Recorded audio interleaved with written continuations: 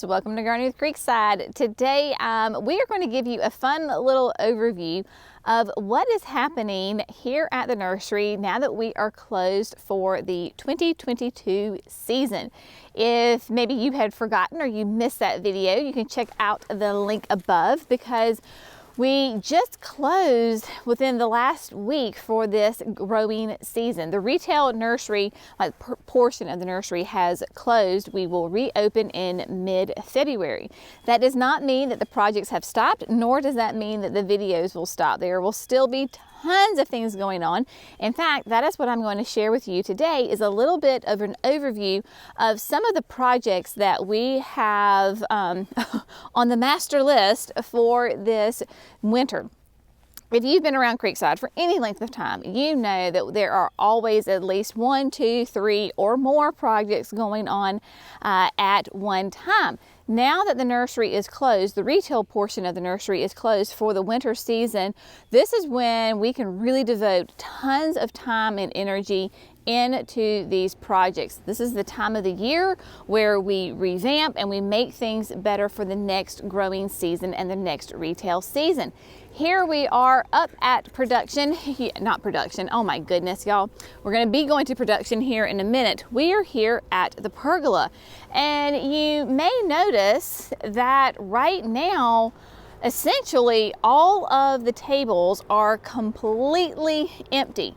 We have, of course, just this beautiful little pocket of pansies that the pollinators are quite happy about right now, but you will see that all of the tables are empty. We are getting rid of all of the plants out here. That is one of the absolute big, huge main goals for this winter season, is all of the plants that we have, both perennials and shrubs, we are going to move off of the retail portion lot of the nursery, and we are going to get everybody organized, inventoried, tagged, barcoded, you name it. So that is what we have started already here. And we're going to take you up to production here in just a minute because Jerry and Kelly are up there working, and I want to show you what they have done.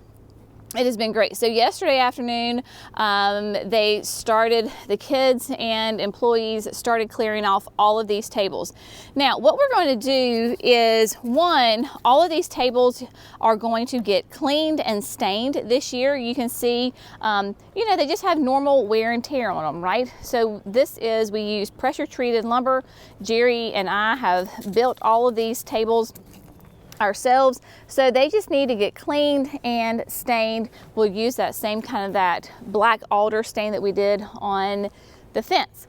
Then what we're going to do is we're going to come over here on this side. Of course, we have the shopping area over here by the pergola, and then as we transition, you can see the pines over there. What we're going to do is we are going to take this area right here where these pallets are. We would come in here and just put plants here on the pallet. We're actually going to build out this little hill right here and going to build out some tables, some shopping area, so that customers, this will be raised up off the ground. They will be nice tables. We'll get rid of all the pallets. It will have irrigation, so we've got to run irrigation lines through here because we do have a bit of a dead spot right in this area as far as the irrigation goes. We would put dry things like it dry, portulaca, volvulus, sedums, those kinds of plants over there, but it did get to be a point where it was just a little bit too dry, so we do need to get some irrigation on that as well. So this whole little area where these pallets are, all along the bank, I guess is what we would call it, the dry creek bed right here, we're going to build up nice new tables so that folks can shop. It will have irrigation on it, so we've got to take care of all of that. Also, we are not going to get rid of the wheelbarrow, but we've got to move it. Obviously, oh, this poor little mom, she has seen better days, so she's going to get pulled out, and we're going to leave all the other things in here. Then come spring, maybe I can find something to put in there, but we're going to rework this whole area with fresh gravel. And then coming on alongside, we got to obviously clean out these pots, But all through here, we will have those same types of tables where folks can shop from this side, and then the back side, of course, will be there at the dry creek bed. And then bring that all the way around here and getting in new irrigation there as well. Jerry and Josh and I walked through this area, actually the whole nursery, about 2 or 3 weeks ago, and we were just making a master list of everything that we want to get done. Cleaning the tables, staining the tables, adding in new retail space, adding in that new irrigation, shoring up the irrigation that needs to happen, coming in here, making sure all the weeds are gone, fresh new gravel, all sorts of great things. So that way when it comes to be spring next year and this whole area is filled with annuals and perennials, it is a really nice place to shop for you folks. And it just is, we're trying to use our space the most efficient way that we possibly can. So that is what's going to be happening up here. And then, this is a massive undertaking, y'all. Now that these plants are essentially all gone, of course, there's some little things here and there that need to be taken up.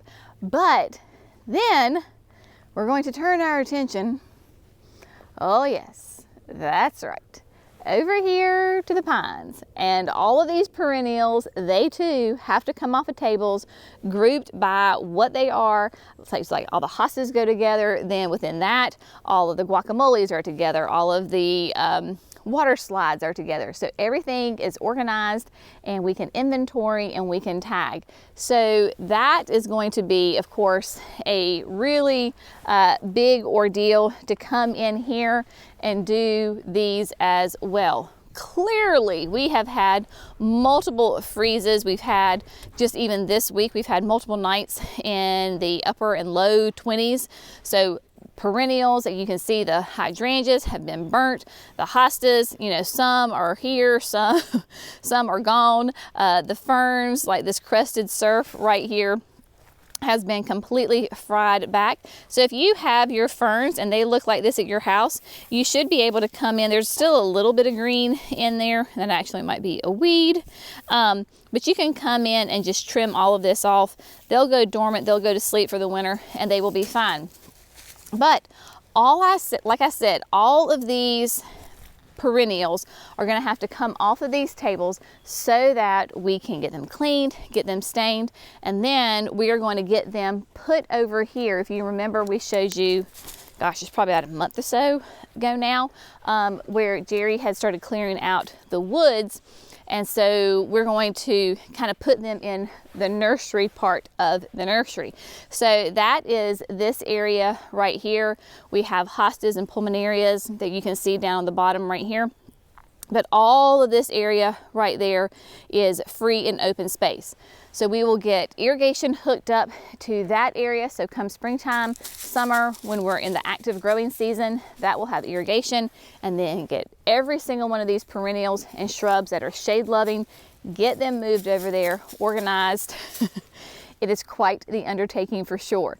We're also going to do that to the shrubs. So let me take you down to the shrubs, because not only are we going to get things organized, but we'll actually have some new designs in place. So let me take you down there and show you what we have planned for the shrub lot.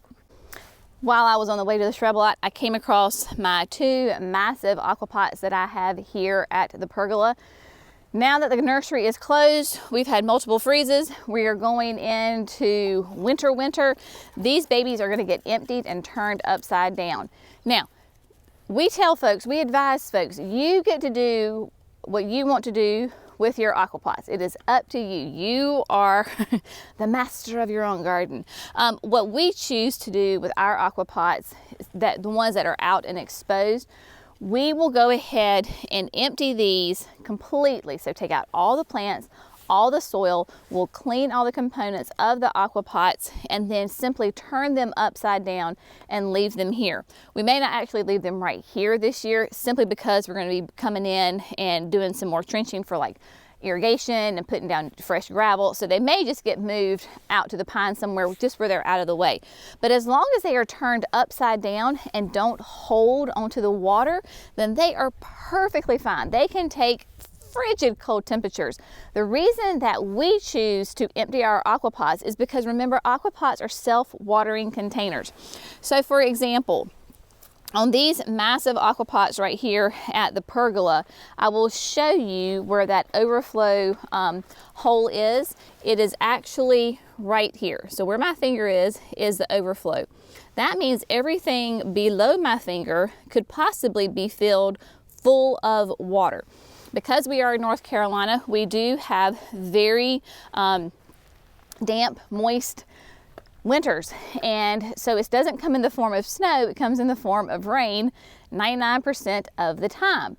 Therefore, if this thing is full of water up to that point, and we then have, you know, temperatures in the 20s or the teens, which is totally possible for us, then that could freeze. And that freezing thawing effect, because when, you know, water freezes, it expands and it could crack our Aqua Pots. These are big, huge, beautiful Aqua Pots, expensive Aqua Pots, and I do not want to risk them getting cracked. That is why we choose to flip them over and not use them as self-watering containers in the wintertime. Really, we're talking about less than 3 months, really. Maybe like mid-December through January to February, and then mid-February you can flip them back over because our coldest temperatures are gone, and then you can use them again. So to be able to use them for 9 months out of the year, it works for me.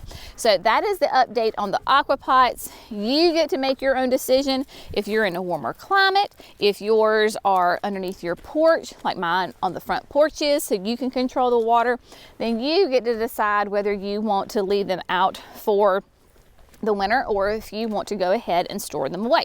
Totally your choice.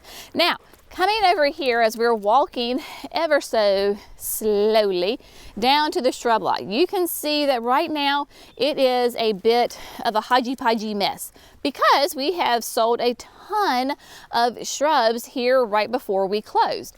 No need to restock it because the retail portion is closed. What we're going to do with all of these shrubs, just like all of the perennials, is every single shrub on this lot is going to be removed. The containers are going to be removed. The pergola is going to be removed. Everything is going to get taken out of here because, again, we want to go ahead and inventory every single plant that we have. We will know exactly what we have.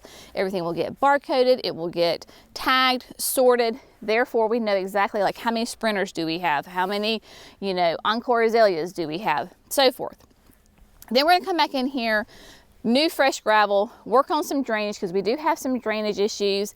So we want to get that all taken care of. And then we're going to completely revamp this.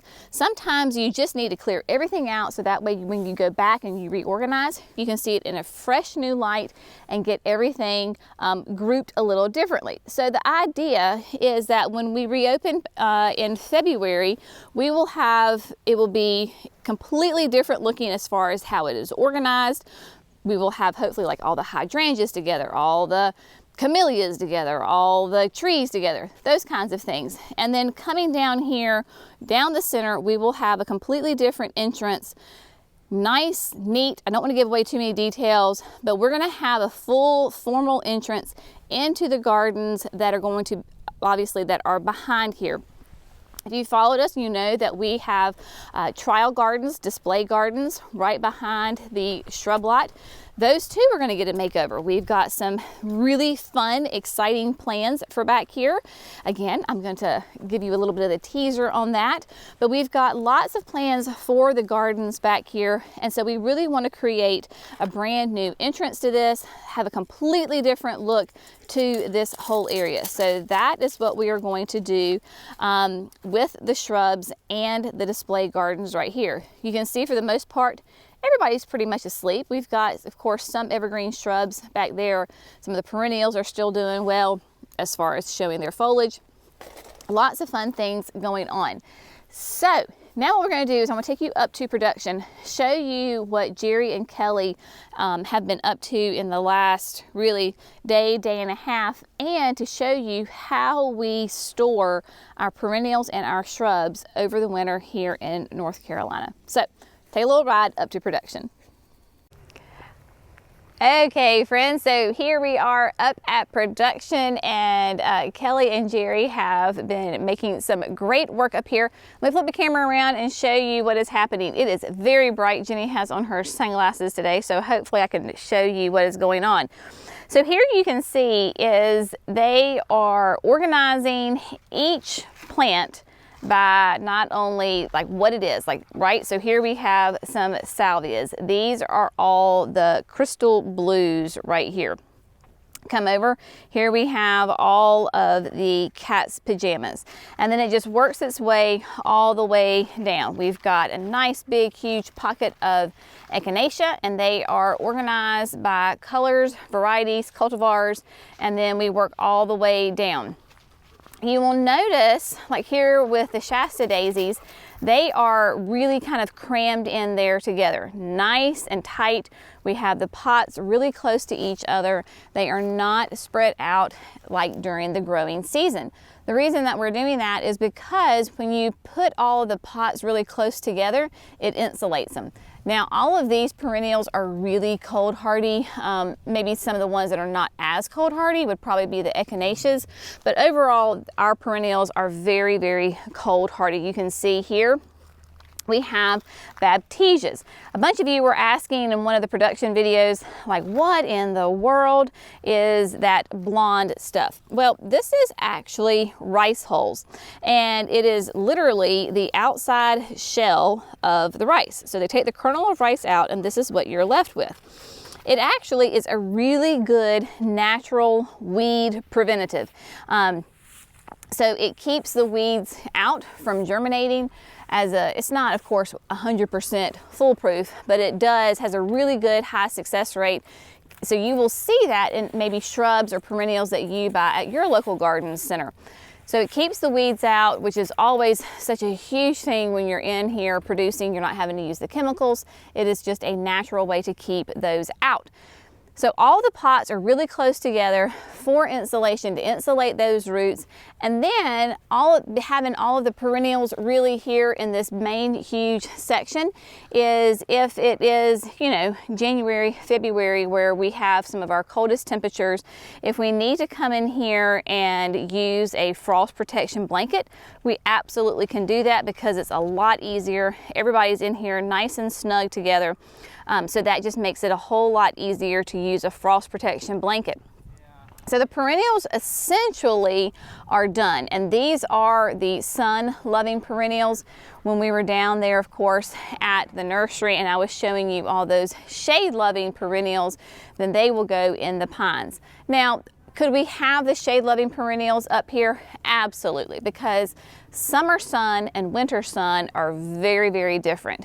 And like our hostas, right? As soon as it freezes, all that top foliage is gone and it's just the roots. They could easily hang out here in the full sun in the winter and they would be just fine. But just for simplicity's sake of like moving plants back and forth, sun is up here, shade is down there. So let's go check on Jerry because, you know, he always has something fun to say, and he can kind of show you what they are also doing when they are bringing these plants up from production, from the retail up to production, and what he is doing. So he's not wearing a mic, so hopefully he'll talk nice and loud and my mic will pick it up. So, all right, Sugar Plum, what you doing? We're cleaning up what we can clean up. All right, so what does that entail when you're cleaning up perennials? Well, I figure we're gonna go ahead and just cut these daylilies back, you know? Yep. Don't you agree? No, I do. Right. Yeah, just because, I mean, we're here doing this now, and that way we don't have to worry about it come spring. Yep. And just kind of snapping them back. You know, people are going to say, you know, it puts energy back in the bulb. Well, it's had plenty of time to do that. So we're here now, we're going to get it done. Right. So we're touching them essentially like one time. I feel like this one's already yellowed out. So daylilies are not evergreen? Evergreen? Yes. Yeah. No, they're not evergreen. Oh. Okay, so So evergreen, obviously. No, I was you know, keeping you on your toes. So daylilies are not evergreen. That means they're going to lose all of their foliage. They're going to turn yellow. These are probably a little bit more protected because they were out down there. There were some out there down there, but there were also some in the greenhouse. Ah. You know, some of these may have been in the greenhouse. We were just filling up the tables and that kind of stuff. Right, because these daylilies look a lot better than mine that are growing outside, because mine outside are pretty much done, right? Yeah. So those have been up here. Yeah. You know, and they're a little further off. They are. So you can tell that the foliage here is laying down a little bit more. So like Jerry said, we're going to touch it one time, go ahead and trim it back. That way in the springtime, when they shoot out new foliage, you don't have to worry about coming in here and cleaning up this old stuff, because the new growth will just pop out and be just fine. We get them. They're just like this when we get them. They are. Yeah. Yep. And they have had plenty of time to put all of their energy back into their rootstock, so we don't have to worry about cutting them now here. Yeah. I mean, my gosh, it's almost December. So there was another question when that last, we were showing off the roof to the barn, yes, to the potting shed, yes, whatever you want to call that thing, the shipping. There was someone asking about the shrubs, you know, overwintering and that kind of thing. Yes. So, but we, as you can see right here, we've started to shuffle everybody in, squishing them to get the root balls, the pots, pot to pot, tap, you know, where they're touching each other, instead of to the left of that where it's all spaced out. Right. So we're just kind of getting everybody in for the winter. And then I did think that on some of those, I think we did get them a little too spaced out too far, so we were wasting our space. But, so you're talking about during the growing season, we had them too far out? I think so. Some of them were. Yep. Yeah, I wasn't here for all that sometimes, so it didn't, you know, we got some training to do on that. Sure. So like what Jerry's talking about is just the same thing with the perennials. Here we have some Pugster blue butterfly bushes, and you can see that they have been rice hulled, and essentially they are touching each other, right? Pot to pot, touching each other. We don't want to have them like this during the active growing season, because then of course they grow as like one huge mass. So during the active growing season, they're more spread out somewhat like this, right? So there is room between them. That's what Jerry was saying. There's a little bit, maybe too much room. You can see, I believe those that's not hibiscus. I don't know what shrub that is back there. So lots of room, so you get a beautiful canopy. Now that the growing season is over, we can come back and we can really just slam these pots up against each other, insulate, everybody gets nice and protected, and that way as soon as winter breaks and spring starts to hit and they start actively growing again, then of course we'll come back through, we'll separate, we'll pull out what needs to go back down to the retail lot, we'll go to the retail lot. So it just gives you lots of options. And because we are going to be clearing the retail shrub lot and bringing all those plants up here to get organized and inventorying because of the projects we're doing, we just need to have that extra room, of course, to grow. So that is what we are doing here. Jerry, anything else that I missed? He says no. He says we're doing good. All right, so I just wanted to give you, like I said, just an update overview of what is happening here at the nursery. Even though the retail portion is closed, of course, we're still landscaping both here at the nursery and different jobs that we're doing. The work never ceases. It just kind of changes as the seasons go. Of course, we'll keep you updated on all the other projects that we're doing, but this was just a little bit of a behind the scenes as a grower, what happens here at the nursery that maybe you're not aware of. So just to give you a little heads up so you can see how we deal with our perennials and shrubs while they overwinter here in North Carolina. As always, we appreciate you. We will see you on the next video. Have a great day. Thanks for gardening with Creekside.